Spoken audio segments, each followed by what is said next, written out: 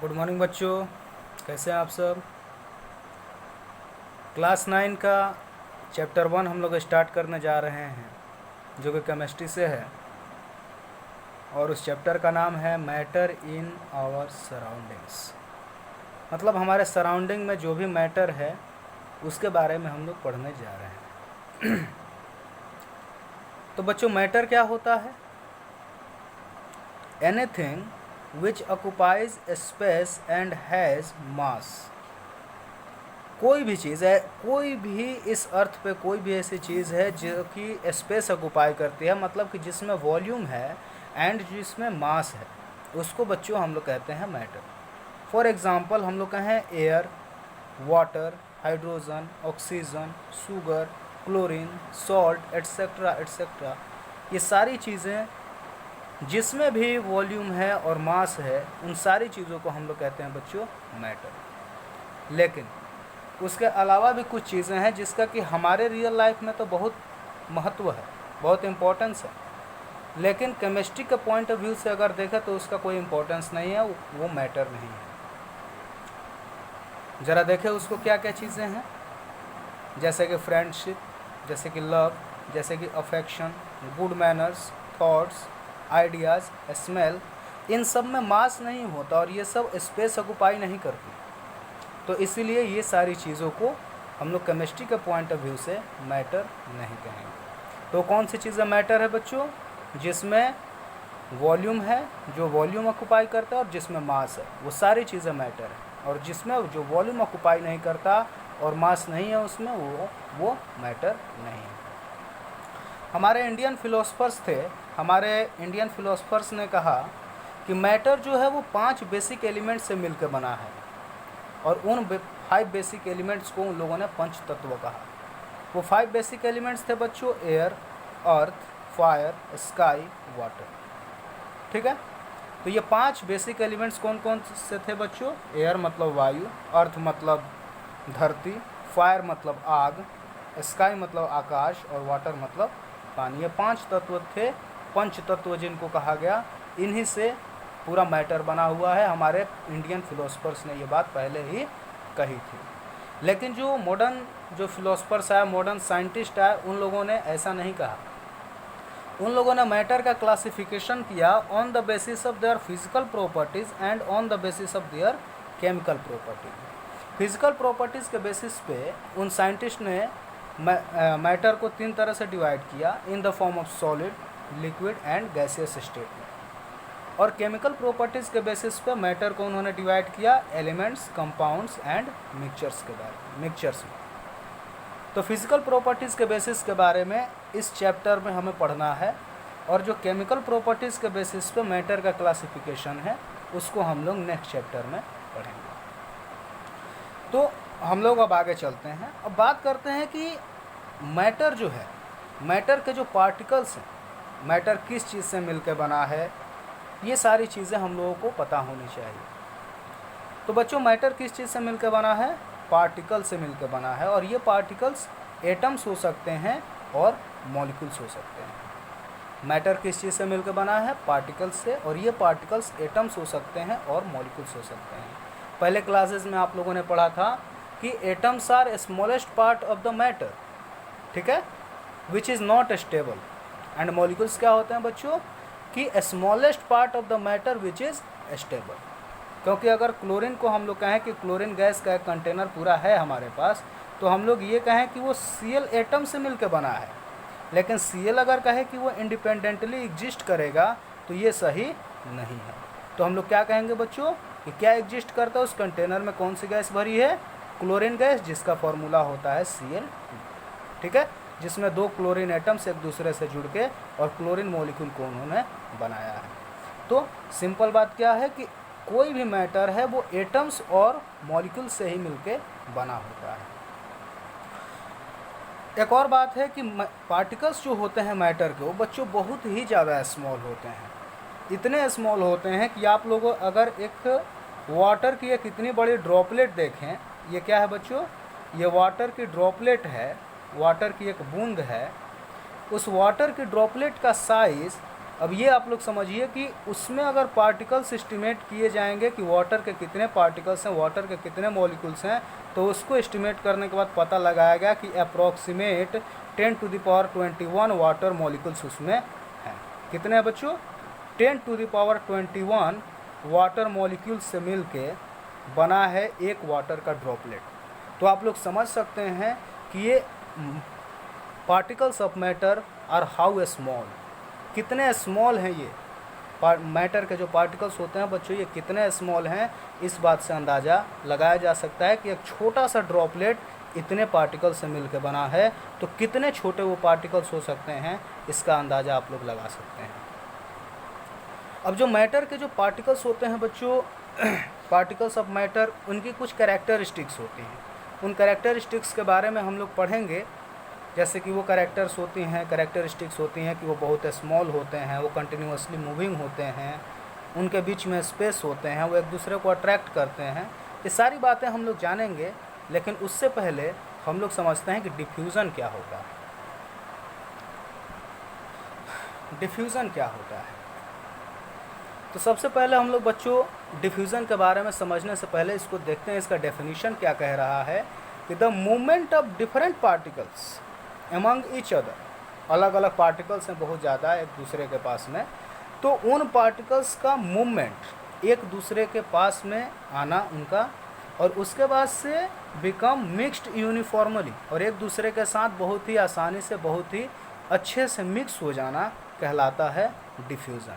चलिए बच्चों इस एग्जाम्पल को एक बार समझते हैं कि ये डेफिनेशन आप लोगों को अभी क्लियर नहीं हुआ होगा, बस अभी आप लोग समझिए कि intermixing of different things uniformly is called diffusion. अभी इसको समझते हैं हम। ज़रा देखिए, पोटेशियम पर मैग्नेट KMnO4 को क्या कहते हैं? पोटेशियम पर मैंगनेट, पोटेशियम पर मैंगनेट कहते हैं इसको। पोटेशियम पर मैंगनेट को हम लोग वाटर में इसका मिक्सिंग देखते हैं, तो हमें इनके कैरेक्टरिस्टिक्स के बारे में पता चलेगा। सबसे पहले हम लोग क्या देख रहे हैं कि mixing of solid in liquid. तो ये देख रहे हैं, इसमें हम लोग क्या कर रहे हैं कि इस कंटेनर में हमने वाटर फिल कर दिया। वाटर फिल करने के बाद से इसमें एक या दो क्रिस्टल्स, ये वायलेट कलर का या ये कहेंगे पर्पल कलर का होता है, पोटेशियम पर मैंगनेट जो होता है वो पर्पल कलर के इसके क्रिस्टल्स होते हैं। तो पर्पल कलर के क्रिस्टल्स होते हैं, एक या दो, 1 और 2 क्रिस्टल्स हम लोग इसमें डालेंगे। 1 और 2 क्रिस्टल्स क्यों डालेंगे बच्चों, ज़रा ध्यान से समझिएगा। एक या दो क्रिस्टल बहुत ही छोटे छोटे, ये जो पेन की डॉट है इससे थोड़े बड़े हो सकते हैं, या ये कहें कि एक छोटा सा 2 छोटे छोटे पार्टिकल्स इसमें हम लोग डालेंगे। 2 छोटे छोटे पार्टिकल्स इसमें डालेंगे और छोड़ देंगे ऐसे ही, बिना कुछ स्टर नहीं करेंगे, कुछ नहीं करेंगे, एकदम ऐसे ही छोड़ देंगे। धीरे धीरे क्या होगा कि वो जो पर्पल कलर होगा ना, जो भी ये वाटर लेवल भरा हुआ है यहाँ तक, इसमें ये जो पार्टिकल गया है नीचे KMnO4 का, ये पार्टिकल धीरे धीरे टूटना शुरू होगा, और टूटते टूटते क्या होगा कि ऊपर की तरफ ऐसे आना शुरू होगा, और पूरा का पूरा वाटर जो होगा वो पर्पल कलर का हो जाएगा। पूरा का पूरा वाटर पर्पल कलर का हो जाएगा। बच्चों वाटर का पर्पल कलर का हो जाना KMnO4 के मिक्स हो जाने के बाद 2 चीज़ें इंडिकेट करता है। पहली बात क्या इंडिकेट करता है, पर्पल कलर का हो क्यों गया, क्योंकि ये जो पोटेशियम परमैंगनेट का क्रिस्टल था ये सबसे पहले बहुत ही स्मॉल पार्टिकल्स में टूटा। ये इतने स्मॉल पार्टिकल्स में टूटा कि हम लोग सोच नहीं सकते। बहुत ही छोटे छोटे पार्टिकल्स में टूटा, और टूटने के बाद क्या हुआ कि इसमें ये वाटर के पार्टिकल्स के साथ, वाटर के भी तो पार्टिकल्स होंगे, मॉलिक्यूल्स होंगे, उन वाटर के मॉलिक्यूल्स के साथ ये जाके इंटरमिक्स हो गए। तो पहली बात जो मैंने बताई थी कि particles of matter are very small, तो पहली बात तो यहाँ से क्लियर हो रही है कि KMnO4 के पार्टिकल्स बहुत ही स्मॉल पार्ट में टूटे होंगे और फिर वो जाके मिक्स हुए होंगे। लेकिन क्या बच्चों, तुमने मिक्स करने के लिए यहाँ पे कुछ किया? ये पार्टिकल्स तो अपने आप ही जाके मिक्स हुए ना। इसीलिए एक बात और सामने आ रही है, क्या कि पार्टिकल्स यहाँ से यहाँ पे वो पार्टिकल आ गया पोटेशियम परमैंगनेट का। इसका मतलब ये हुआ कि इस पार्टिकल में क्या है, काइनेटिक एनर्जी है पहले से ही इस पार्टिकल में क्या है, काइनेटिक एनर्जी है, या ये कहें कि ये पार्टिकल्स हमेशा मूव करते रहते हैं। और पार्टिकल्स जब मूव करेंगे तभी तो एक जगह से दूसरी जगह पे जाएंगे और पूरे वाटर को ये लोग क्या करेंगे, पर्पल कलर का बना देंगे। तो दो बातें बच्चों यहाँ से सामने आ रही है, क्या कि पहली बात ये आ रही है कि particles of matter are very very small, and दूसरी बात आ रही है कि particles of matter are continuously moving. एक और एग्जांपल देखते हैं जरा, mixing of sugar in water. Sugar को बच्चों हम लोग वाटर में मिक्स करते हैं तो कुछ समय के बाद, मान लो कि आपने स्टर कर दिया, उसको घुमा दिया, कुछ समय के बाद आप लोग ये देखते हैं कि वाटर के जो भी शुगर के जो पार्टिकल्स थे, बड़े बड़े क्रिस्टल्स आपने डाले थे, लेकिन कुछ समय के बाद वो क्रिस्टल्स डिसअपीयर हो जाते हैं, दिखाई नहीं देते। आखिर वो क्रिस्टल्स कहाँ गए? क्योंकि पहली बात, अब यहाँ से भी कुछ चीज़ें सामने आ रही हैं। क्या चीज़ें सामने आ रही हैं? कि पार्टिकल्स बहुत छोटे छोटे टूटे, और टूटने के बाद वो क्या हुए कि वो कहीं चले गए। तो कहाँ गए आखिर? ये चीज़ें हम बाद में बताएंगे आपको कि वो पार्टिकल्स कहाँ गए। लेकिन अभी ये दूसरी कैरेक्टरिस्टिक ये है कि particles of matter are very very small, and दूसरा कैरेक्टरिस्टिक ये है कि particles of matter are continuously moving. एक एक्सपेरिमेंट और देखते हैं। घर में आप लोगों ने कोई इंसेंस स्टिक जला दिया, अगरबत्ती जला दिया और कोने में ले जाके उसको लगा दिया। तो क्या होता है बच्चों, इंसेंस स्टिक अभी आपने उसको इग्नाइट नहीं किया है, जलाया नहीं है, तो क्या उसकी स्मेल आपकी नाक तक आएगी? नहीं आएगी। लेकिन मान लिया जाए कि उस इंसेंस स्टिक को आपने जला दिया और फिर उसको घर में ले जाके कहीं कोने में लगा दिया, तो क्या उसकी स्मेल आपकी नाक में आएगी? बिल्कुल आएगी। तो इसका मतलब क्या हुआ बच्चों? इसका मतलब ये हुआ कि इंसेंस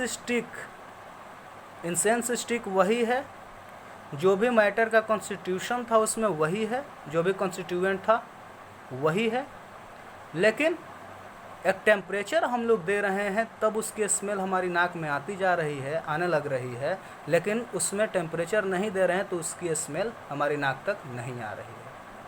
तो जैसा कि मैंने बताया बच्चों कि इन पार्टिकल्स में काइनेटिक एनर्जी होता है, स्मेल उसमें से जब हम लोग इग्नाइट नहीं करते हैं तब भी उसमें से आती है, लेकिन बहुत कम आती है। लेकिन स्मेल हम लोग अगर उसको इग्नाइट कर देते हैं तो ज़्यादा आने लगती है। तो रीज़न इसका क्या है कि जब उसको टेम्परेचर देते हैं तो उन पार्टिकल्स में जो काइनेटिक एनर्जी है वो बढ़ जाती है, और काइनेटिक एनर्जी बढ़ जाती है, इसीलिए उसका डिफ्यूज़न एयर के साथ, डिफ्यूज़न समझ रहे हैं, मिक्सिंग, एयर के साथ उसकी मिक्सिंग फास्ट हो जाती है, उसकी काइनेटिक एनर्जी फास्ट हो जाती है और ज़्यादा हो जाती है, और इसी के चलते वो हमारी नाक तक बहुत ही आसानी से पहुंचने लगती है। तो बच्चों ये रीज़न है। तो दो कैरेक्टरिस्टिक मैंने आज आप लोगों को बताया है इस क्लास में। क्या क्या? Particles of matter are very very small and particles of matter are continuously moving. अब इसके आगे की बात हम लोग अगले क्लास में डिस्कस करेंगे। Thank you.